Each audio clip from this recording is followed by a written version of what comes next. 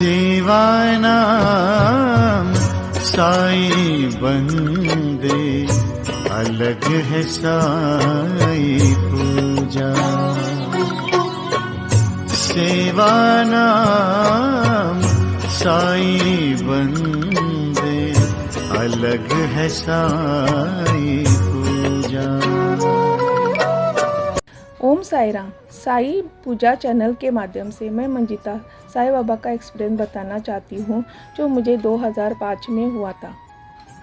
जब मैं छोटी थी तब मेरे पिताजी मुझे एक घर के नज़दीक एक बाबा के मंदिर में ले जाते थे। छोटी उम्र में मुझे बाबा के बारे में कुछ ज़्यादा जानकारी नहीं थी। मैं रोज़ बाबा का श्लोक बोलती थी। जहाँ भी मेला लगता था मैं हमेशा बाबा का ही फ़ोटो ले आती थी। कॉलेज पूरी हुई, शादी हो गई। मेरा पति कुवैत में काम करता था। शादी के बाद पति के साथ कुवैत में आ गई। 6 महीने में मुझे अच्छी कंपनी में नौकरी मिल गई। 2 साल खुशी से गुजरे। शादी के 3 साल बाद मैं प्रेग्नेंट हो गई, लेकिन 2 महीने में ही मेरा मिसकैरेज हो गया। मैं बहुत दुखी हो गई। मैंने ज़िंदगी में मिसकैरेज के बारे में कभी नहीं सुना, क्योंकि मेरे घर में किसी का मिसकैरेज नहीं हुआ था। 6 महीने के बाद मैं फिर से प्रेग्नेंट हो गई। 1 महीने तक सब ठीक चल रहा था। उसके बाद एक अजीब मोड़ आ गई मेरी ज़िंदगी में। हमारे बिल्डिंग में एक नया जोड़ा रहने के लिए आया। वो लोगों के पास गाड़ी नहीं थी, तो जब भी उनको बाहर जाना पड़ता था वो मेरे पति को छोड़ने के लिए बोलते थे। मेरे पति दूसरों का हमेशा मदद करते थे। ये तो रोज़ का होने लगा। जब भी मुझे मेरे पति की ज़रूरत होती थी तब वो नहीं होते थे, हमेशा उनके साथ रहते थे। उसकी बीवी भी मेरे पति को उसके काम के जगह पर छोड़ने के लिए बोलती थी। कभी कभी मेरे पति को फ़ोन करना, मैसेज लिखना, ये सब मुझे बुरा लगता था। जब भी मैं मेरे पति को पूछती थी तो वो उनकी साइड लेते थे। हमेशा झगड़ा होता था। एक दिन गुस्से में मेरे पति ने सब भगवान की मूर्तियाँ, मंदिर में जो भी भगवान की मूर्तियाँ हैं, मेरे गोद में फेंक दी। मुझे बहुत बुरा लगा और मैं ज़ोर ज़ोर से रोने लगी। इससे दूसरे दिन से ही मुझे बच्चे का मूवमेंट नहीं एहसान होने लगा और मुझे भूख भी नहीं लग रही थी। मुझे लगा कुछ तो गड़बड़ है। मैं जल्दी से डॉक्टर के पास चेकिंग के लिए गई। जो डर था वह हुआ। बच्चे का हार्ट बीट नहीं मिल रहा था। डॉक्टर ने कहा बच्चा 3.5 महीने का है, इसलिए पेन देकर नॉर्मल डिलीवरी करना पड़ेगा। मुझे ऐसा लगा जैसे मेरे ऊपर आसमान गिर गया हो। भगवान से बहुत मिन्नतें की, लेकिन कुछ फ़ायदा नहीं हुआ। आखिर में पेन देके डिलीवरी की। मैं पूरी रात तड़प रही थी पेन की वजह से। इसके बाद मैं हमेशा गुमसुम रहने लगी और सोचने लगी कि अब मेरे ज़िंदगी में आगे क्या बच्चा मेरे नसीब में होगा या नहीं। ऑफिस में एक क्रिश्चियन औरत थी। उसको मेरा ये हालत देख नहीं पाई, तो वो मुझे अपने चर्च लेके गई और मुझे एक छोटा बाइबल और कुछ बुक्स दिए। शायद मैं बदल जाऊं, मैं पढ़ के थोड़े मुझे कुछ फ़ायदा हो जाए, लेकिन इससे भी कोई हासिल नहीं हुआ। मैं बेचैन रहने लगी। मेरी ज़िंदगी में सुकून नहीं था। कोई रिश्तेदार नहीं थे। पति देर से घर आता था। हमेशा लगता था कि क्या वो लड़की के पास तो नहीं गए। मैं टूट चुकी थी। मैं अकेली पड़ गई थी। लगा भगवान भी साथ नहीं दे रहे। एक दिन मेरी बहन को मेरा इस हालत के बारे में पता चल गया और वो देख नहीं पाई। उसके शहर में एक स्वामी बाबा थे जो दत्तात्रेय के मंदिर में रहते थे। मेरी बहन उसके पास गई और उसने मेरी पूरी हालत के बारे में बताया। स्वामी जी ने मेरी बहन को बोला कि मुझे रोज़ साईं बाबा का 15 मिनट नाम स्मरण करना चाहिए। तो जब मेरी बहन ने कहा इसके बारे में, तो मैंने रोज़ 15 मिनट बाबा का नाम स्मरण करना शुरू किया। यकीन नहीं होगा कि मुझे 15 दिनों में ही बदलाव नज़र आने लगा। मेरी बेचैनी, अशांति दूर हो गई। मैंने ज़्यादा सोचना भी बंद कर दिया। मैंने बाबा के बारे में इंटरनेट में ढूंढना शुरू किया। मुझे साई चरित्र मिला। मैंने साई चरित्र 1 हफ्ते का पारायण किया।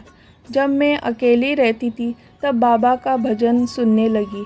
जब भी मेरे पति से झगड़ा होता था मैं रोती थी और सोने जाती थी। तब मुझे बाबा सपने में दिखाई देते थे। मुझे एहसास होता था कि बाबा है मेरे साथ। मैं बाबा से और करीब आ गई। 4 महीने के बाद मैं वापस प्रेग्नेंट हो गई। इस बार मेरे फैमिली ने ज़िद करके मुझे इंडिया बुला लिया। मुझे 1.5 महीना हुआ था जब मैं इंडिया गई। मुझे स्पेशलिस्ट गायनेक के पास ले जाया गया और चेकअप किया। उसने मेरे हिस्ट्री जानकर तुरंत बताया कि मुझे बेड रेस्ट पे रखना पड़ेगा और इंजेक्शन स्टार्ट किया। प्रेग्नेंट होने के पहले मुझे एक बार सपना आया कि मैं डॉक्टर के पास चेकअप के लिए गई है और बाबा का एक लॉकेट मेरे हाथ में पकड़े हुए मैं डॉक्टर के पास गई। जब भी मैं चेकअप के लिए जाती थी बाबा का लॉकेट हाथ में लेती थी। चेकअप के वक्त मुझे हमेशा डर लगता था कि बेबी का हार्ट बीट नॉर्मल रहे, लेकिन बाबा का आशीर्वाद हमेशा था। मैं और मेरी मम्मी डैडी ही मेरे फ्लैट में रहते थे और कोई नहीं था। मैं मम्मी को बोलती थी, हम लोग 3 नहीं 4 लोग हैं, बाबा भी है हमारे साथ, हम सबको संभालने के लिए बाबा है। तो हम लोग बिना डर के हम लोग उधर अकेले रहते थे। जब मेरी गोद भराई थी तब मैंने बाबा को मुझे आशीर्वाद देने का और सब कुछ कार्यक्रम ठीक करने के लिए प्रार्थना की। जब मैं हॉल में गई तब मैं एंट्रेंस में बाबा का बड़ा फ़ोटो दिखा। मेरी मम्मी हैरान हो गई और बोली, देख बाबा तो पहले से ही तुझे आशीर्वाद देने खड़े हैं, अब सब ठीक होगा। गोद भराई का कार्यक्रम शुरू हुआ। मेरे पति ने मुझे हीरे की बाली देने के लिए निकाली तो वो किधर गिर गई। मेरे परिवार वाले ढूंढने लगे। मैंने आंख बंद की और बाबा से प्रार्थना की। जब मैंने आंख खोली तब मेरे भाभी बोली कि देख बाली इधर ही पड़ी है। मुझे बाबा का एहसास हो गया। बाबा उधर ही किधर है और मुझे आशीर्वाद दे रहे हैं। बाबा के आशीर्वाद से गोद भराई का कार्यक्रम अच्छी तरह से हो गया। 8वें महीने में ही मेरे बीपी बहुत बढ़ गया तो मुझे हॉस्पिटल में एडमिट करना पड़ा। मुझे 9 महीना हुआ था। डॉक्टर ने घरवालों को बताया कि सिजेरियन करना पड़ेगा क्योंकि मेरा प्रेशर बहुत बढ़ गया था और नॉर्मल डिलीवरी पॉसिबल नहीं था। डॉक्टर ने मेरे घरवालों को कहा कि सिजेरियन का शुभ दिन आप लोग तय कर लो, उस दिन हम लोग करेंगे 2 हफ्ते के बाद। तो मेरे पिताजी ने 2 हफ्ते के बाद का एक थर्सडे के दिन बताया क्योंकि मैं थर्सडे का फास्टिंग रखती थी और बाबा की वजह से मेरे पिताजी बोले कि थर्सडे के दिन ही सिजेरियन करना। जब 9वां महीना शुरू हुआ तो 3 दिन ही हुए थे 9वें महीने के बाद। तो एक सुबह मुझे एक नर्स शिरडी से बाबा का प्रसाद दिया। उसके अगले दिन मेरी बहन ने भी शिरडी से प्रसाद और बाबा का एक फ़ोटो दिया। मैंने प्रसाद खाया और बाबा का फ़ोटो टेबल पे रख के प्रार्थना की। उस दिन थर्सडे था। जब डॉक्टर हमेशा की तरह बच्चे का हार्ट बीट देखने के लिए आए तो उसको बच्चे का हार्ट बीट कम होता नज़र आ रहा था। तुरंत डॉक्टर ने बोला कि टाइम आ गया है सिजेरियन करने का, नहीं तो कुछ भी हो सकता है। दोपहर को 4 बजे बाबा की कृपा से लड़की पैदा हुई। सब लोग बहुत खुश हो गए।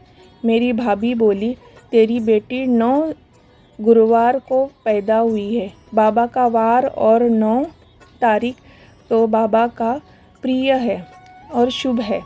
जब मेरी बेटी 40 दिन की हो गई तो बच्चे को पहली बार मंदिर ले जाना चाहती थी। मैंने घर के नज़दीक एक बाबा के मंदिर में ले जाना चाहती थी। तो मेरे एक नज़दीकी मंदिर में मैं गई और मैं सोच रही थी कि मेरी बेटी को बाबा के चरणों में रखूं। तो मैं प्रार्थना कर ही रही थी आँख बंद करके। तब जब मैंने आँख खोली तो एक पुजारी को मेरे पास आते हुए देखा। वो पुजारी ने बोला कि अपनी बेटी को दे दो, मैं बाबा के पास लेके जाता हूँ। तो पुजारी ने मेरी बेटी को लिया और बाबा के पैरों में रख के वो वापस।